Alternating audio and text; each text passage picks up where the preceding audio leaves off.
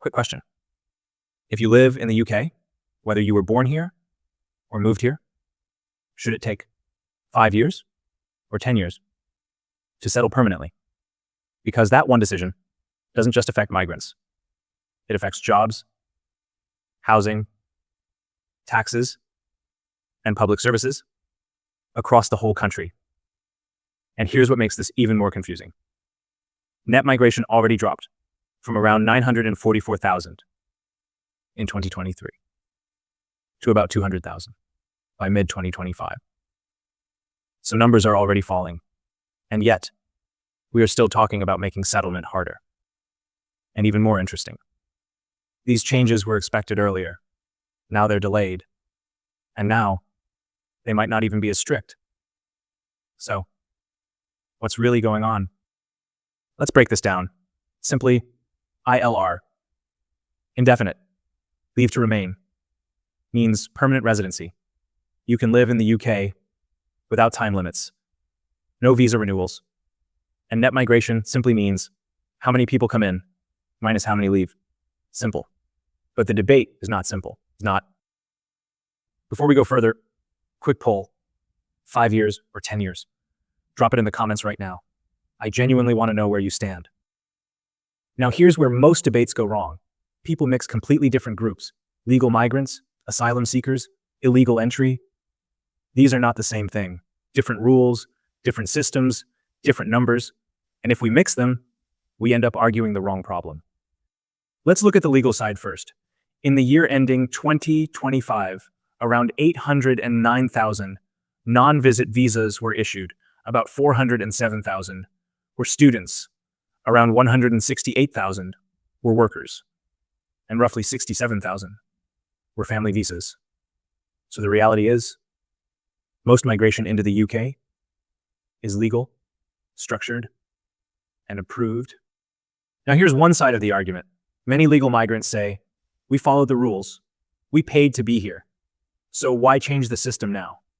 And when you look at the costs, it's not small. Visa fees, often thousands of pounds. Immigration health surcharge, over £1,000 per year. Taxes, income tax, national insurance, VAT. And here's something many people don't realize. Many migrants have no recourse to public funds, which means they cannot claim most benefits. So their argument is simple. We contribute, but don't take much back. And according to the Migration Advisory Committee, the skilled worker route is overall fiscally positive, with estimates of around £47 billion in long-term contribution. And here's a key fact. Around 1 in 5 NHS staff are non-British. That's over 300,000 people. So, migration also supports essential services. Quick pause here. If you're watching this, and you've personally gone through the UK visa system, or you've been affected by it, drop your experience in the comments. Real stories matter here. Now let's look at the other side. Some people feel migration increases pressure on jobs, housing, and public services, especially in lower paid roles. And that concern comes from real-world experience. So one side sees contribution, the other sees pressure. Now the counter-argument. Migrants ask, if workers weren't needed, why were visas opened? Because many roles were facing shortages. After Brexit, sectors like healthcare, care work, construction struggled to find workers. So the UK expanded migration to fill those gaps. Then comes another layer, dependence. Some argue, even if skilled workers are needed, their families increase pressure on housing, schools, and services. Others say, you can't build a life without family. So again, not a simple issue. Now let's talk about the most controversial part. Illegal migration and asylum. Around 46,000 detected illegal arrivals, including small boats, and around 100,000 asylum claims. But here's the key point. These are not the same as legal migration. Different systems, different rules. Now the cost. The UK expected to spend around £4.7 billion on asylum support, including around £3.1 billion on hotels and over 100,000 people receiving support. So one side says, this is not sustainable. The other side says, fix the system. Don't just make rules stricter. And this is where people start asking, we're paying taxes. Where is the money going? While others say, supporting asylum is part of responsibility. So again, different views. Now back to the main question. 5 years or 10 years? Right now, many routes allow settlement after 5 years, but there have been discussions about moving to 10 or creating an earned system based on income, job, contribution. But this is important.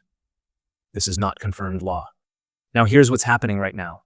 These changes were expected earlier, around spring, but now they are delayed, possibly later in the year. And there are signals the final version may not be as strict. So why delay? A few reasons. The economy still needs workers. Businesses rely on labor. Policies go through consultation and often change, and timing matters. Governments test reaction before final decisions. So delay doesn't mean canceled. It means adjusted. Quick one here. If you're finding this useful, hit like. It tells me to make more videos like this. And it really helps the channel. So who wins? Some say stricter rules reduce pressure. Who loses? Potentially people waiting longer, paying more, living with uncertainty. So the real question isn't just 5 or 10. It's this. Should settlement be predictable or earned? And does changing the timeline fix the problem? Or just move it somewhere else? Now it's your turn. 5 years or 10 years? Comment below. And if you want your opinion featured in the next video, record a short clip and send it to us, email, or WhatsApp, on address shown on your screen. We'll feature real voices from both sides, because that's what this channel is about. Real views, real people. And if you want more content like this, balanced, fact-based, no noise, subscribe, because here, different views don't clash, they collide.